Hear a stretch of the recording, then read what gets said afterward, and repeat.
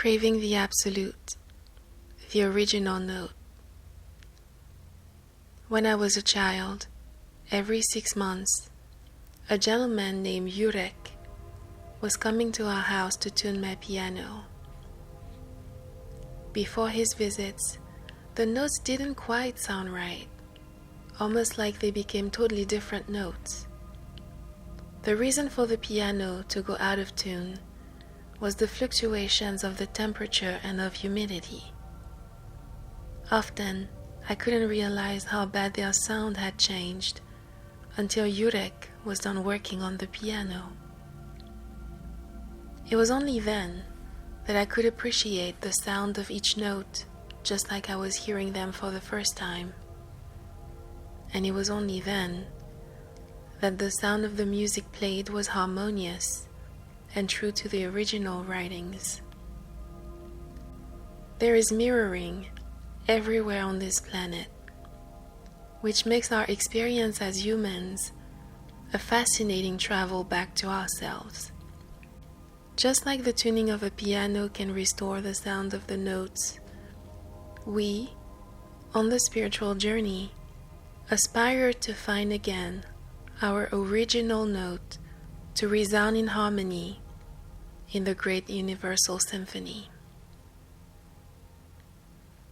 To talk about the true self and why I like to call it the original note, it seems important to talk about source. Every civilization has its own myth around God or gods and of how it all began. We talk about a creator, but there are two different types of creators. The first one creates the world of matter from nothing, ex nihilo, and the other fertilizes a pre-existing material of chaos into cosmos. It is the architect, conceiver, demiurge. I'm particularly interested in the concept of demiurge. For example, the demiurge Ptah from ancient Egypt is said to have conceived the world by the thought of his heart and to have given life through the magic of his word. Thought is vibration. The word is also vibration, sound vibration. From the initial sound, everything is created, including our souls, each soul being the expression of God. It is interesting to note that the word expression comes from the Latin exprimere, meaning press out. The soul is source pushed out of itself. And more precisely, it is source outside of itself, experiencing itself in different ways. This is considered cosmos or harmony. All expressions of the source are living harmoniously in the harmonious universe created from chaos. This is why I like to see each and every soul as a musical note, as a unique sound expressing a specific aspect of God. I see the original note as our true self. I, of course, recognize that what we call true self differ from one person to another. Its definition can even change based on the level of consciousness from which we look at it. My understanding of true self is that it is what is way beyond our personality sphere.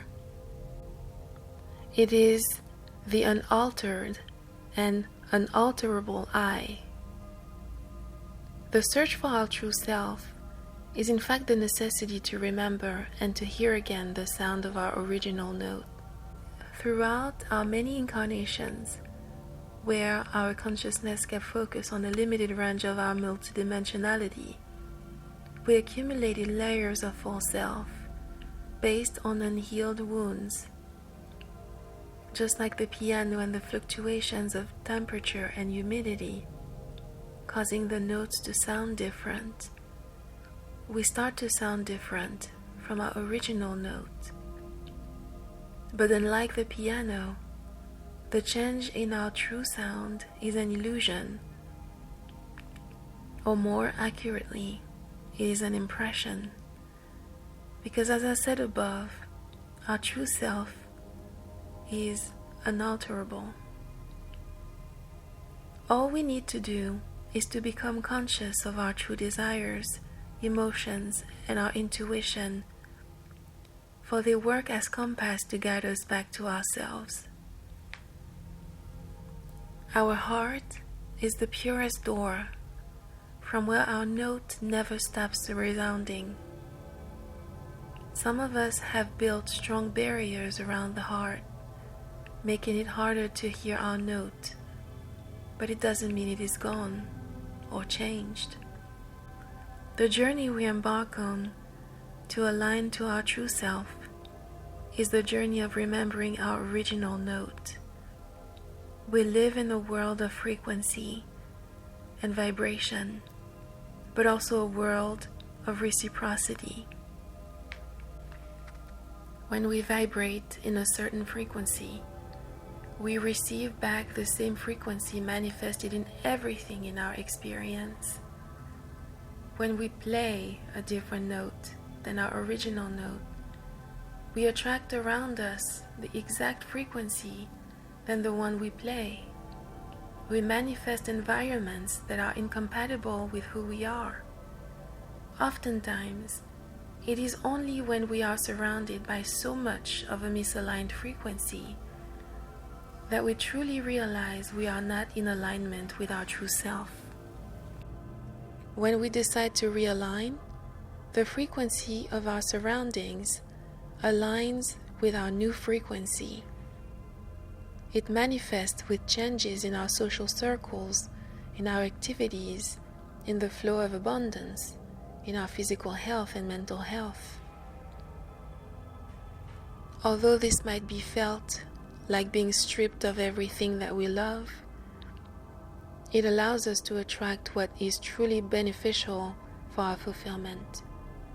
We can manifest in this dance plane a touch of the absolute for the greatest good of all.